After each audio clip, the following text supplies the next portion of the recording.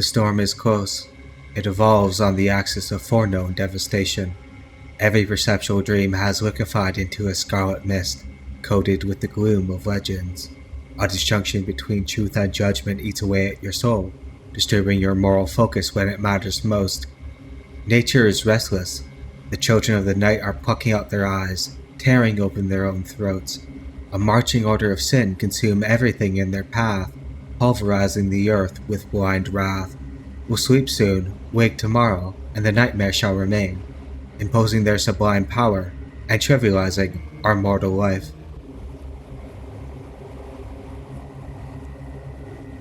This force calls to be explained.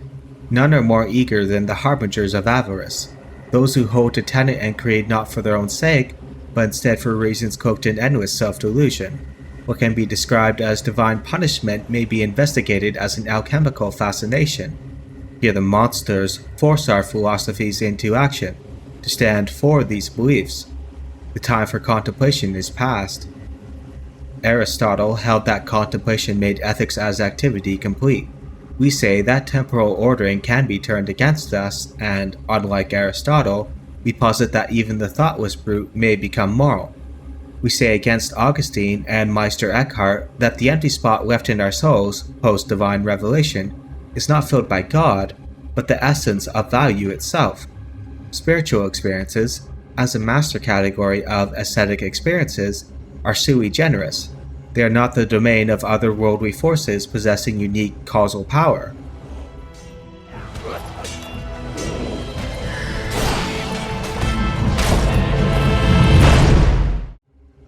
My soul was weak within me. Dragon Age origins found me at a turning point in life. 14 years old and politically committed to truancy, to cement my claim to eminent domain, I was lost in an anxious push of legal threats against my being. Here I felt the pull of anarchy, which I now conceive as the omega point of humanity, our final moment of shining radiance and evermost perfection. I sought to liberate Chardin from sadism and from theology. I've always been cognizant of this on some level. To quote Zhuangzi, heaven and earth were born at the same time that I was, and the 10,000 things are one with me. What Tao is conceived as the way, Plato correctly recognized as the good. No goal has ever illuminated my path, save for fighting injustice, throwing myself into the feeding frenzy, sacrificing my health on a vampiric altar. All that occupied my soul was the understanding that nothing about our social order was just. As the Chantry says, blessed are the peacekeepers, the champions of the just. They would christen the Templars, an order of knights sworn to protect the realm from unsanctioned mages, with such an ennobled title. One of the origin stories focuses on the Circle of Magi, and this is only too appropriate. We see firsthand the regimentation and severe regulation enacted by a world afraid of potential and power. Since mages are susceptible to demonic possession and dark arts like blood magic, the Chantry and the Templars latch onto this justification for their imprisonment, functioning as pseudo-academic circles from which they cannot escape. As some mages would argue, the masses' fear of other people should concern them not, as there are many apostates who avoid these practices. The once imperialistic nation of Deventer is ruled by mages, but the world fails to end. Yet here is where the Grey Wardens, our principal faction, find their advantage. To right the wrongs of warring factions, they try, and certainly fail, to transcend political disputes, having the all-encompassing other to fight, the Darkspawn. Darkspawn are a red flag for what we're getting into. A mass of Tolkienized fiction, with the world-building complexity of the Wheel of Time, and the grit of A Song of Ice and Fire combined into one. The 90s are singing. And the Darkspawn hear this call, bound as they are to the tune of the old gods, filling their heads with euphoria and purpose after centuries of mindless wandering. When the soul of an old god is found, another blight is born. From the deep roads, a great horde pours out and taints the land upon which it marches. Using this end-of-the-world threat as a backdrop, Dragon Age Origins takes time to breathe through its companions and microcosmic political struggles.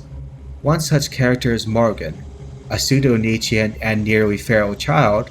She scratches a humble living in the swamps, under the care of her undying mother, Flemeth, who speaks in cryptic tones, calling to mind Kreia from Knights of the Old Republic 2. It is not unusual for BioWare games to take indirect inspiration from the Obsidian follow-up to their breakthrough game. Their approach to moral themes fundamentally changed post-launch, doing away with cheese villains like Malik from Knights of the Old Republic 1, introducing assimilationist pragmatists like Saren from Mass Effect, or in the current case, misguided nationalists like Loghain. Morrigan is the beating heart of the story, though this will not be evident until the Witch Hunt DLC, but Loghain defines its spirit. Thus we will attend to Geist first and foremost. We meet Loghain under grim circumstances. No matter which origin story we choose, all roads lead to Ostagar, a bastion for our contemporary skirmish against the Third Blight. King Kaelin is sympathetic to the Grey Wardens, even privileges them, but Loghain is skeptical, and with good reason. The Grey Wardens are a secretive order. They insist that they are necessary to end a blight, yet do not provide the slightest hint as to why. For those with keen political minds, or traumatized interpersonal senses, this is a transparent power grab. Meeting Alistair and Wynne along the way, Andrastian faithful that we shall attend to later, the plotline will spread to all four corners of Thedos, here from Ostagar, just as the Blight threatens to do the same. The long night is far from over. The armies fielded by King Kaelin and Sir Taran Loghain are insufficient to stem the tide. Loghain refuses to acquiesce to aid from neighboring Orlais, who brutally occupied Ferelden half a century ago. Meanwhile, Kaelin is impatient and childish, obsessed with delusions of honor and glory, to defeat the Blight and decapitate the mighty archdemon, side by side with the Grey Wardens of old. As a result, Loghain makes the executive decision to abandon Kaelin in his last stand, endeavoring to expel the Wardens and unite the realm under his banner, one that will not invite foreign powers like Orlais, nor make tactical decisions based on fairy tales, as King Kaelin would have it. He makes a pact with blood mages from the Circle of Magi to ensure support from sympathetic and power-hungry factions. He plans to cleanse the alienage in Denerim of its downtrodden and elven citizens, forging a contract with Tevinter to expedite the process by selling them into slavery. The Jarl of Redcliffe, Eamon, lays poison by his hands. Although his decision at Ostagar have legitimate reasons of state, his plans orchestrated around that are less understandable. Relative isolation and the poisonous words of Rendon Howe explain this decision. The low-grade psychosis delivered by solitude prevents many stopgap measures to sobriety and sanity. As such, his words carry the indignation of a tyrant, forever unable to distinguish between his interests and national health.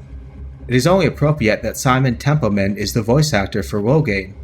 Well known for his portrayal of Cain in the Legacy of Cain series, we can attend to our harmonious Soul Reaver 1 quote as a means of understanding Loghain. Conscience? You dare to speak to me of conscience? Only when you have felt the full gravity of choice should you dare question my judgment. Your lifespan is a flicker compared to the mass of doubt and regret that I have borne since Mortanius first turned me from the light. To know that the fate of the world hangs dependent on the advisedness of my every deed? Can you even begin to conceive what action you would take in my position? Now let us compare and contrast Cain with Loghain in this scene. Traitors! Which of you stood against the Orlesian Emperor when his troops flattened your fields and raped your wives? You fought with us once, Eamon. You cared about this land once, before you got too old and fat and content to even see what you risk. None of you deserve a say in what happens here. None of you have spilled blood for this land the way I have. How dare you judge me?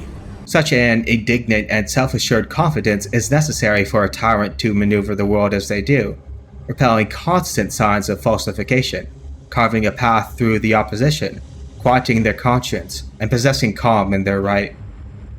Chasing the shadow of Loghain defines much of the game.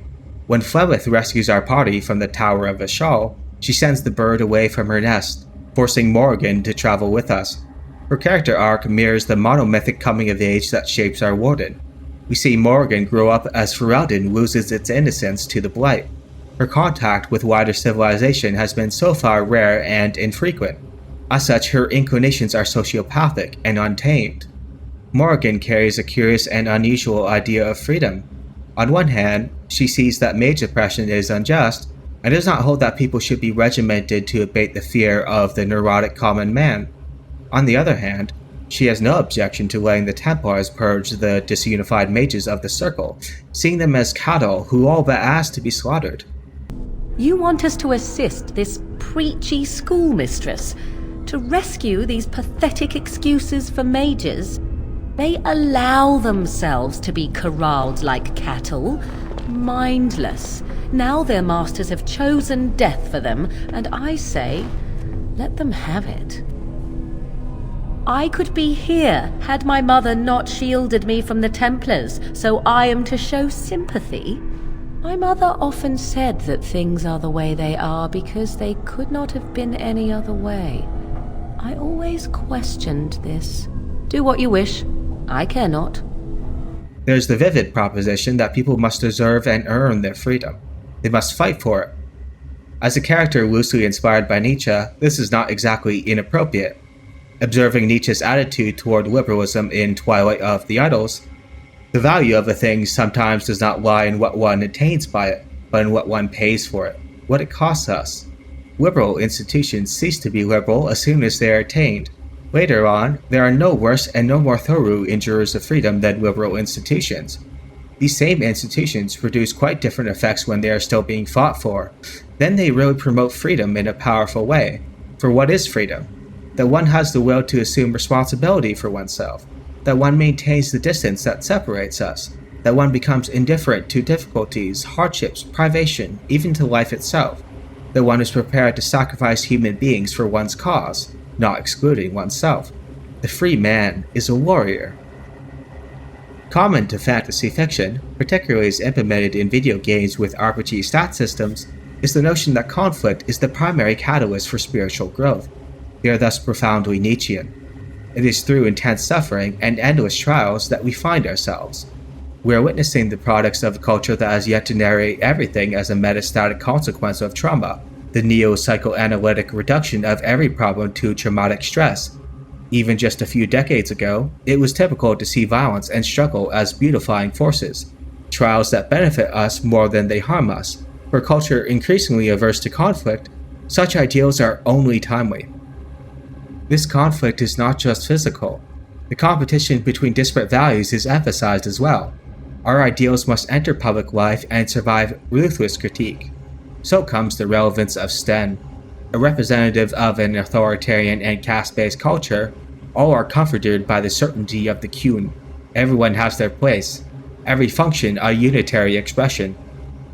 We meet Sten imprisoned in Lothering, not long before its scouring by the Darkspawn hordes. Having panicked after losing his sword, without which he would be deemed spiritually worthless in Parvolan, he killed an entire family, children included, in a blind frenzy. Needing all the help we can recruit to fight the Darkspawn and unite the realm against Loghain, we can convince the local chantry to secure his release.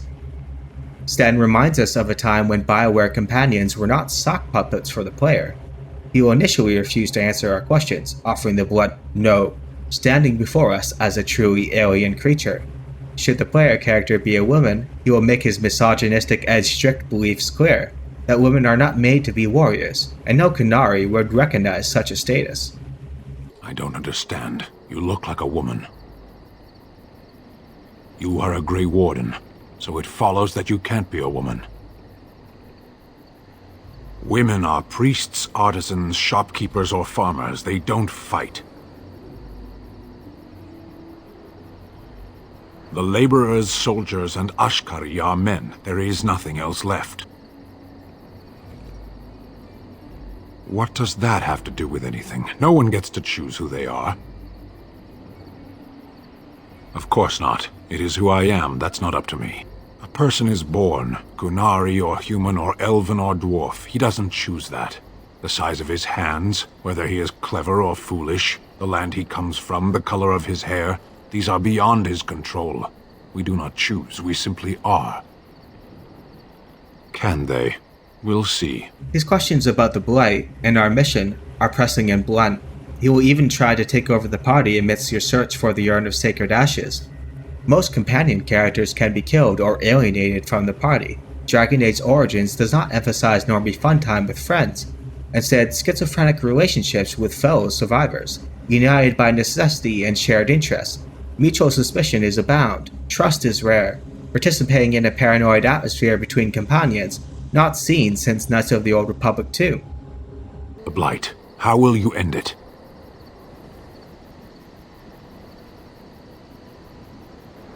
If you hope to slay the Archdemon with wit, you may want to arm yourself first. You say you are a Grey Warden. I have heard stories of this order.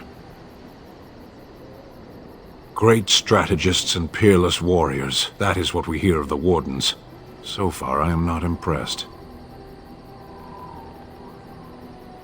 Will you make that excuse to the Archdemon, or the victims it claims in the meantime? If we trace a semicircle back from Sten's position, we will meet the traveling minstrel, Leliana, who crystallizes core religious themes echoing throughout the series. Here we approach the myth of disenchantment. That's a book I am #plagiarizing, by the way. The secular world is not a disenchanted and lifeless barren free from mystical experience and otherworldly beings. It has replaced Abrahamic monotheism with the cacophony of demons, spirits, and ethical concepts expressed in our art.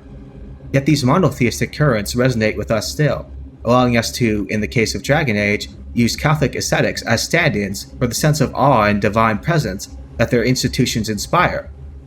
Leliana thus speaks to strong Catholic undercurrents, representing a unified chantry that, while having experienced the schism in Tevinter, has not met its equivalent Protestant movement. The close resemblance to real-world Christianity helps us feel home-like being in the Dragon Age world. The colonial themes of oppressed indigenous populations, the prevalence of a popular monotheism, the disappearance and erasure of broadly pagan traditions, all of these find familiar resonance in the last millennium.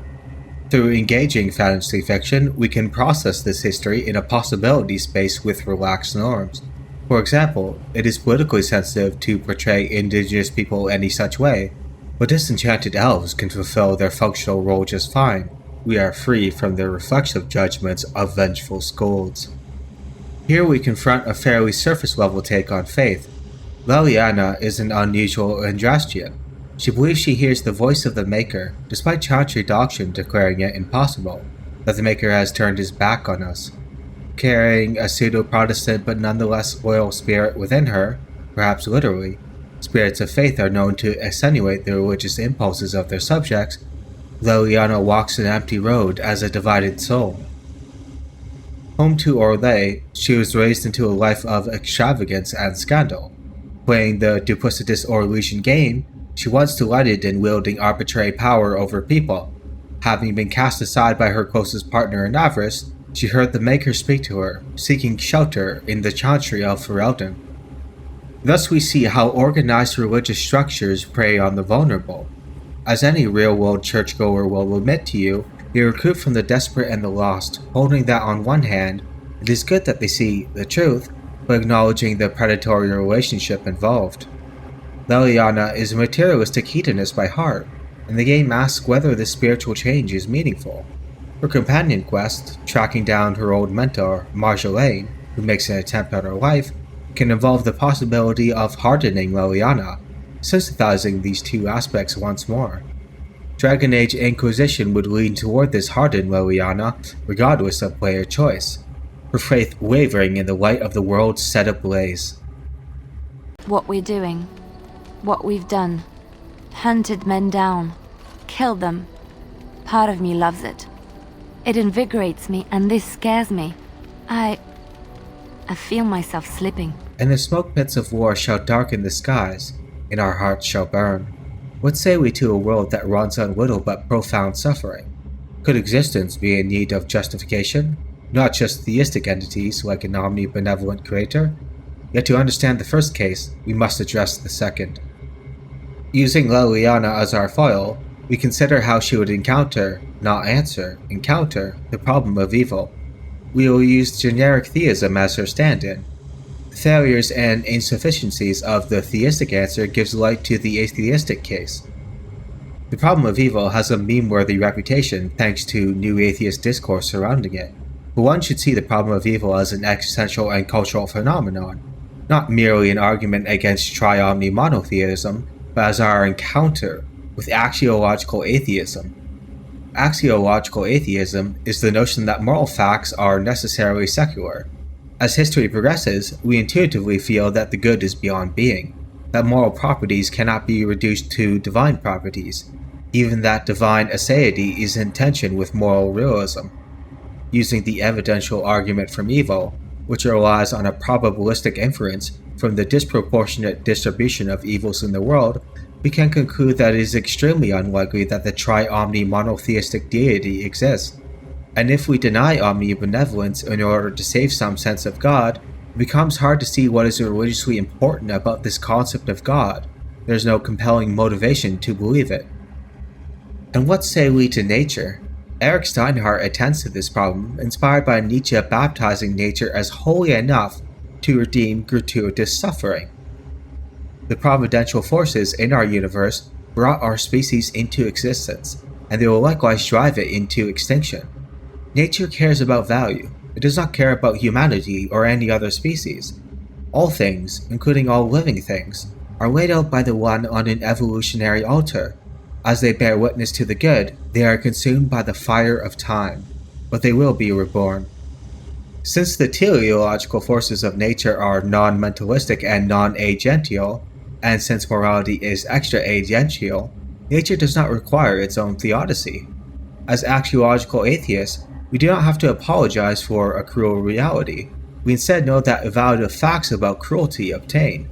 When you no longer try to ground morality in a mindful being, with human-like properties such as love, we gain one advantage. We can recognize evil as gratuitous evil, badness as a primitive bad, suffering as irredeemable suffering. We no longer need to gaslight ourselves. We say against Leibniz, and against Erich Steinhardt as well, that all is not for the best.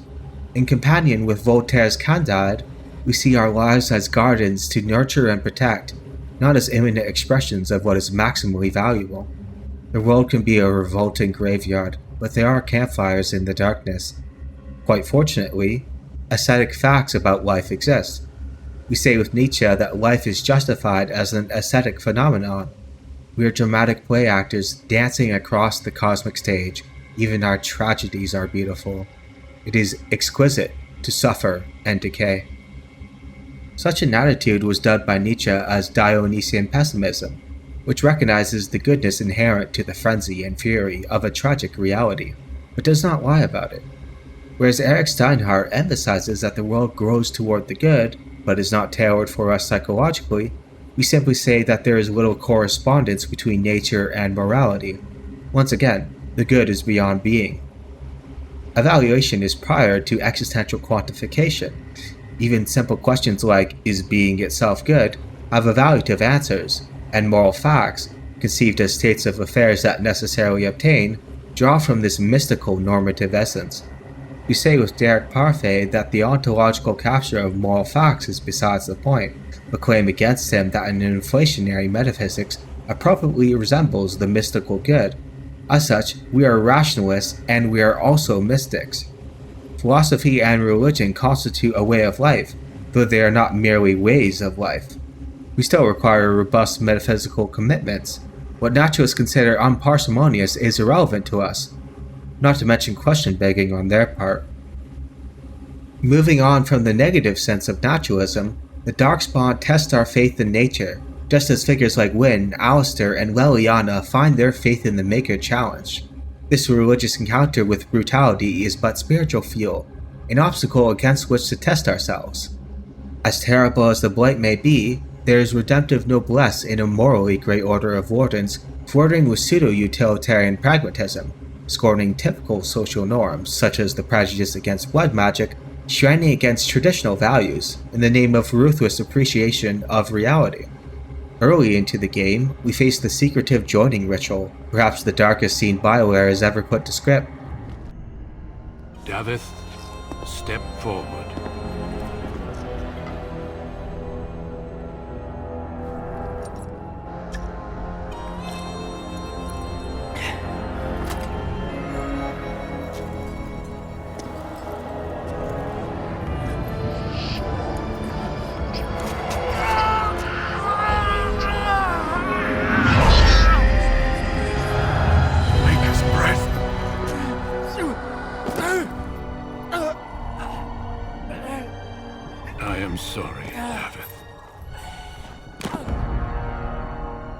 The Grey Wardens must take the tainted blood of the Darkspawn into themselves, and thus achieve connectivity with their madness. Should an archdemon be on the rise, as is the case during a blight, the Wardens will hear its seductive call.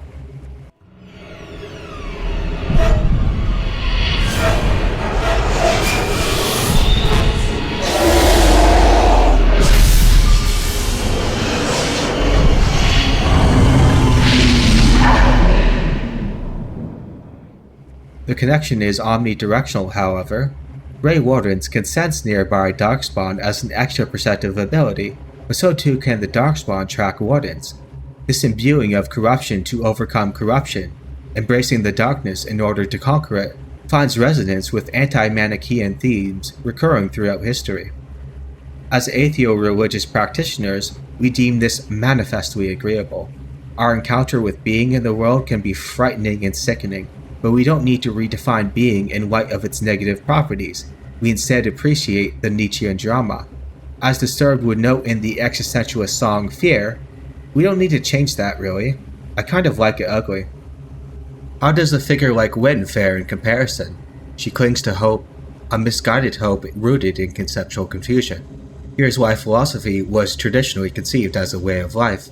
While philosophical concerns should not be reduced to concerns about living a good life, they can be highly informative for that purpose. Wynne incorrectly believes that religious value depends on the existence of the Maker. Notions such as the immortality of the soul, the afterlife, and morality are, for her, bound up with the Maker. As Eric Steinhardt would argue, she is the victim of Twilight theism. Twilight theism binds us to theistic if-then chains. For example, it tells us, if God does not exist, then moral facts do not exist. Yet this inference is clearly false. These are not just erroneous chains of reasoning, but they literally bind us to Twilight theology. They limit us. They prevent us from achieving self-actualization. Wynne is a wise and interesting woman, but she represents an unfortunate case of indoctrination. This is why religion needs to be liberated from theism. It is why we promote atheo-paganism, to provide robust alternatives to these theistic distortions, and ultimately to save our souls. For Wynne, her constrained religious views are the result of a pragmatic take on life, that is, more specifically, an assimilationist mindset. She has given into the circle of magi, for example, accepting the ideology that mages need to be regimented and regulated by the Templars and the Chantry. Existing as a stark contrast to Morrigan, who champions Nietzschean excellence, that the fear of masses should not hinder her potential, she represents a traditional exemplar of maturity, that is, learning to accept established institutions and customs. This conservative understanding of maturity is misguided and problematical. It fails to explain cross-cultural growth, where the customs and institutions of a people differ, but the arc of wisdom converges on a similar telos. And it cannot model the future where, say, the establishment 500 years from now would look very different from today. This concept of maturity fails to prepare us for the future. Of course, it cannot cope with counterfactual concerns either. We could imagine an alternative history where Stalinism took over Europe and lasted several centuries. Would maturity then become conformity and acceptance with a regime of brutal murder? No. Maturity is not acquiescence to contingent norms of society. It is good to grow in ways conducive to your well-being and evolving understanding of the world. Acceptance with your place in life has little to do with that. As for Alistair, we glimpse into an irresponsible and cowardly take on these matters. For Alistair, there is the sense that it is easier to believe in the Maker, to pay homage to the Order of Templars, which he nearly joined, treading the path of least resistance. By counter-example, it clarifies the bravery required to stake out individualism and freedom in a world so hostile to autonomous personhood. Alistair is suggestive to manipulation, easily offended, as Morrigan's poking and prodding of him suggests. It is exactly the kind of quiet and complacent being that authoritarian social orders desire. As a result, we witness the degenerate aspects of authority. We have a vested interest in upending these customs. They prevent our ascent to higher states of health. Using the terms of contemporary theurgy, they prevent us from becoming divine. In the cultural sense, The Maker thus limits us from ascending into godlike bodies. We say with Cybreed, the celestial scion shines upon the universe frame. Exemplifying the all-too-Christian failure mode is Alistair's inability to let go of vengeance. Toward the end of the game, after the Landsmeet has proceeded, we can choose to spare Loghain and induct him into the Wardens. He is a valuable commander. His experience and intelligence count for much. For Alistair, that is simply not good enough. He would rather relinquish his life or go into exile than see a guilty man go free. Of course, should you have hardened his character with the right influence, convincing him to abandon his money-grubbing sister entirely, he will cynically leave the Wardens. All the same, his propensity to disillusionment speaks volumes. As for Leliana, we learn an important fact. Only through suffering, only with a sufficient degree of cynicism can we treat other people with appropriate care and distance. If we dissociate ourselves from the wrath of others, we can learn to forgive them. We no longer become as involved in our own dramas. Although it is a tiresome trope to see traditional religion as some opiate of the masses, we can note that certain religious structures inappropriately prepare us for the horror and disappointment of reality. Instead of internalizing Stoic or Taoistic wisdom and acceptance, we rage against uncontrollable realities, expecting some correction down the line, be it through natural karma or some judgmental afterlife. And such is woven into their mythos. It is said that once ancient Tevinter magisters breached the Fade and gazed upon the seat of the Maker, that the Golden City was corrupted by their presence. As Corypheus from Inquisition would later tell us, the corruption was already present upon his arrival. Typical of secular media is the paranoid tension that Western religious myths are false, giving disproportionate credence to Eastern and alternative spiritual systems. As a result, we start to see that the mythos of the Dalish elves bear more resemblance to reality than stand in Catholicism per the Chantry. Such is a necessary phase of our era. As belief in theism declines, ghosts, spirits, and private mysticism fill up the vacuum. Yet we don't need to replace myth with secularized myth. We can do philosophy in its place. We say against Genesis that the Tower of Babel is the crowning achievement of sapient kind, that human pride is not arrogance. Technology is a generic good, even as it can be twisted into evil ends. It is morally inappropriate for our ethics to discourage innovation. We will pollute the skies with slices of holy radiance, as avatars of being. We reject parallels between industry and elemental evil portrayed in Tolkienized fiction. Early Heidegger was correct to speculate that there is an intimate connection between being and beings. Just as we built furnaces to light the flames of industry, we will animate the stars to give voice to the cosmos. The cosmos silently tells us to achieve perfection, and we form words in resonance with that proposition. What does it look like when Dragon Age drifts away from orientalizing the Occident, when it is faced with an existential crisis pertaining to whether there should be a sequel at all? It may bear similarity to the expansion pack, Awakening. Here we see a deeper dive into the eternal structure of its lore, no longer beholden to extrinsic and cultural references. Having slain the archdemon and cast down the Third Blight, the Darkspawn still exist as isolated skirmishers. Moreover, the Darkspawn are exhibiting new behaviors, manifesting more and more intelligent creatures, organizing into complicated social structures. The Darkspawn are not some mindless other after all. Moving even farther away from Western religious myth, we drown ourselves in modernist pluralism. Here we draw upon political history and impose them on our fictions.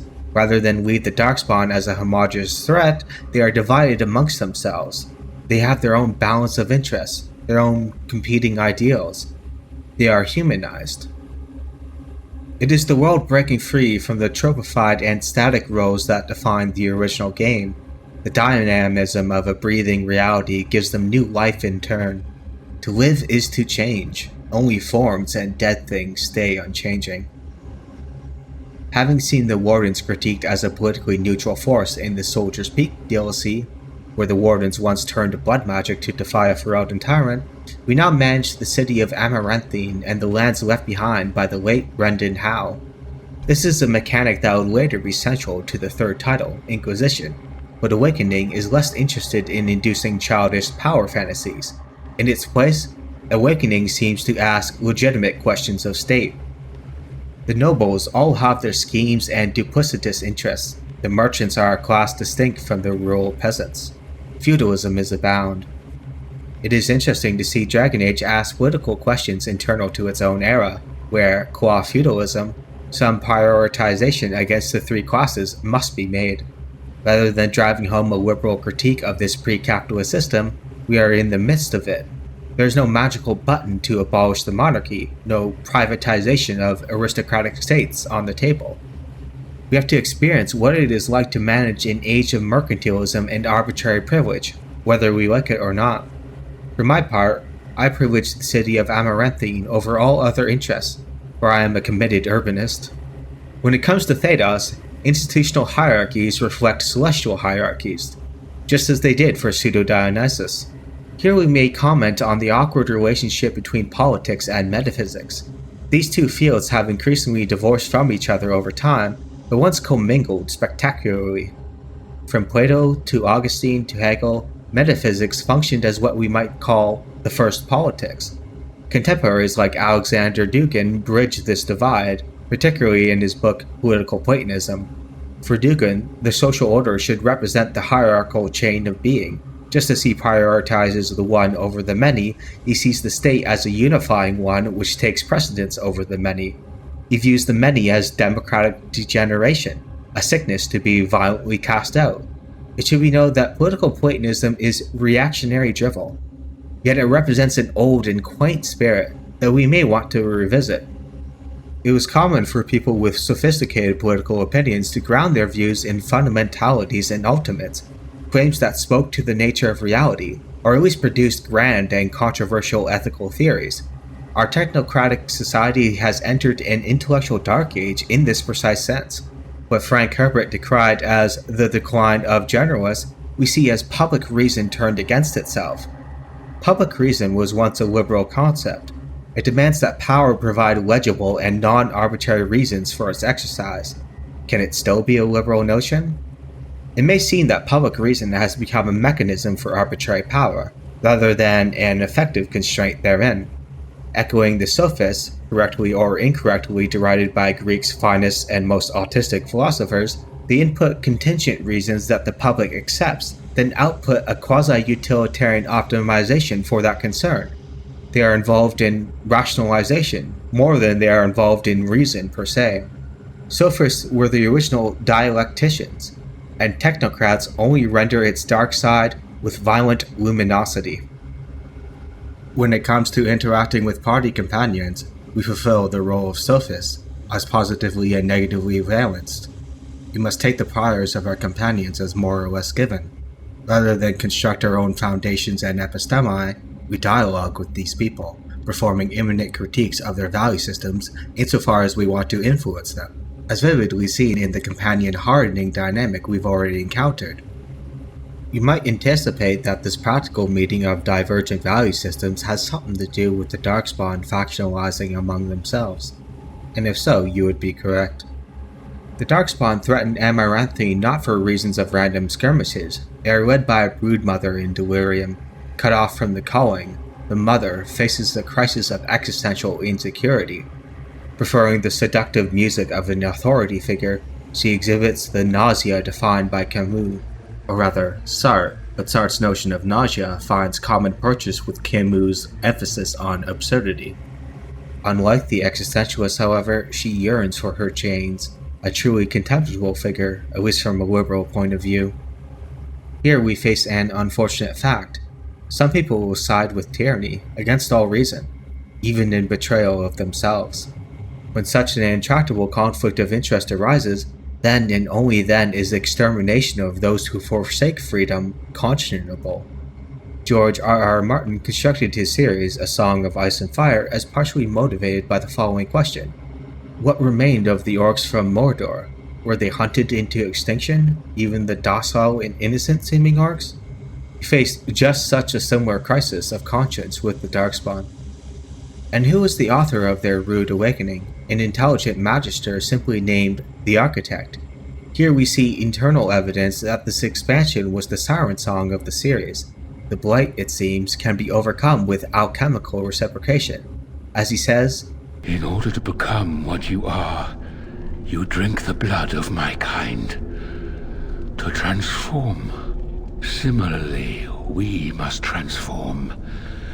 I have created a version of your joining that uses the blood of Grey Wardens. You take the taint into yourself. What we take is your resistance. That is how my brethren are freed. In your blood lies the key to their immunity against the call of the old gods." This harmony with degeneration personified thus defines a dark and ugly transhumanism. Typical of post-human literature is to conceive of ascension as something divine, beautiful, perfect. As Cybrid would have it, inertial I'm floating now, compressing gravity, I'm moving in the perfect sphere of the creation divine. The architect threatens to inverse that. Should we embrace it?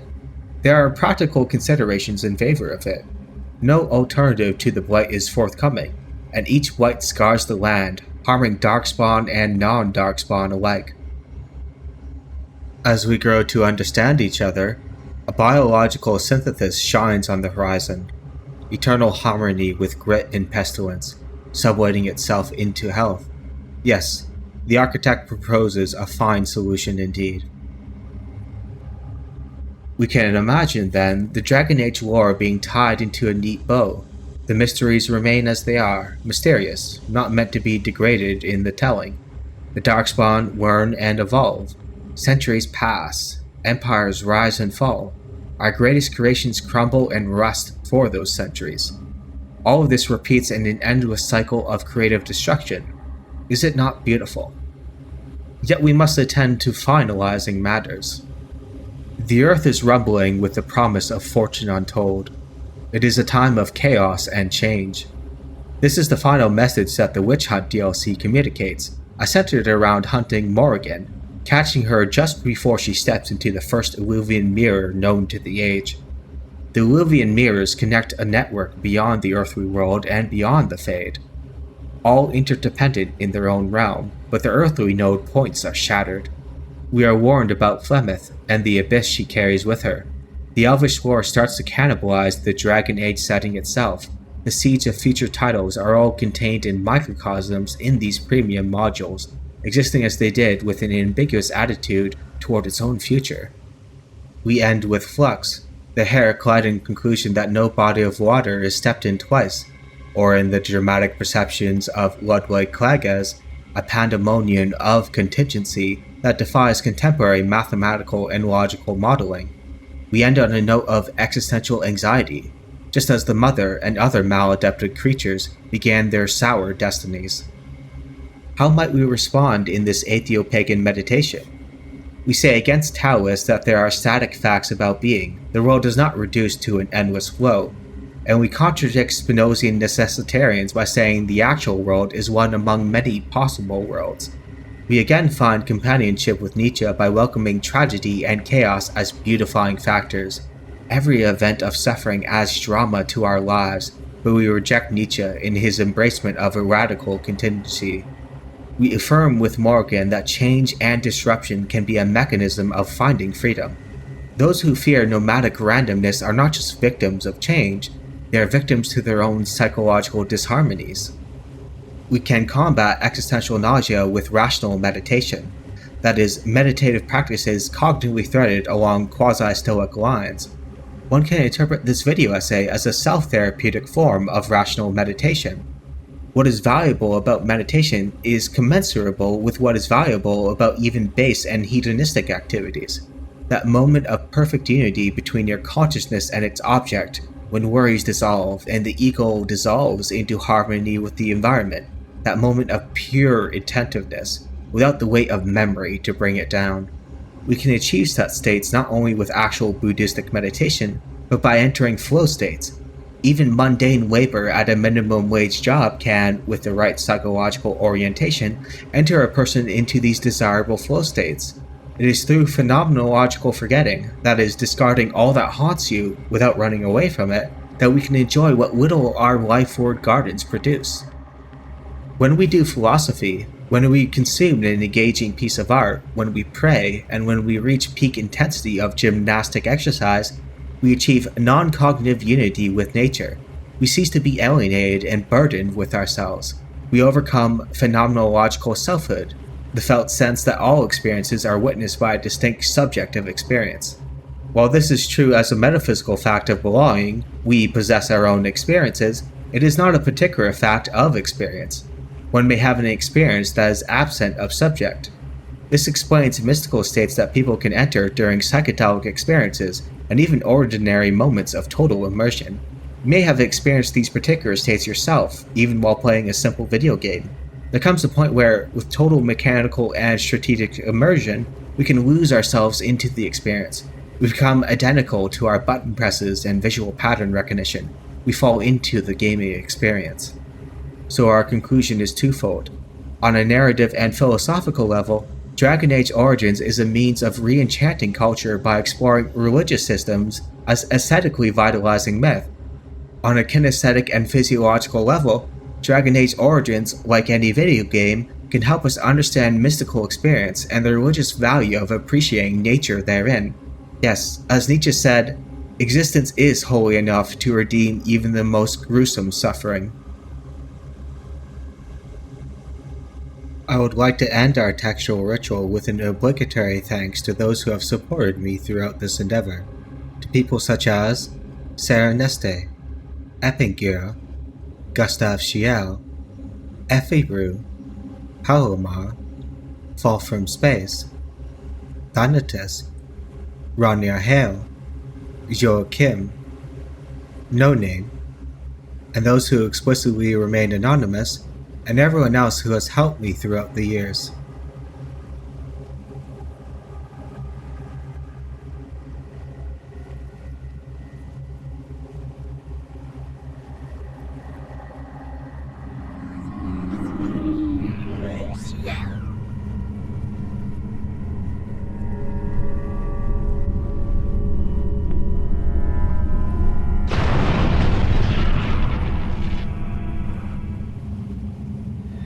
These apparitions torment me. Has this all been foretold?